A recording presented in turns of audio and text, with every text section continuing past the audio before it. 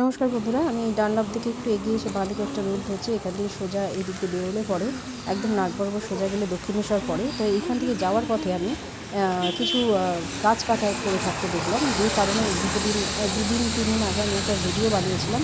গাছ লাগান প্রাণ বাঁচান নিয়ে অনেকে মানে পোস্ট করে, সেই বিষয় নিয়ে আমি একটু আলোচনা করেছিলাম। কিন্তু আজকে আমি আপনাদেরকে রিয়েল দেখিয়ে দিচ্ছি যে আমি যে কথাটা বলেছিলাম সেই কথাটা কতটা সত্যি। দেখুন, এটা একটা ইলেকট্রিকের তার উপর দিয়ে যাবে বলে কত বড় একটা কৃষ্ণচূড়া গাছকে কীভাবে কাটা হয়েছে। আপনি দেখুন, এত গাছের এইগুলো দেখে বুঝতে পারছেন যে একটা গাছ কতটা মোটা। দেখুন, এমন নয় যে এখানে ঝড় হয়েছে, গাছ ভেঙে পড়ে গেছে তার জন্য এটাকে কেটে দেওয়া হয়েছে, তা নয়।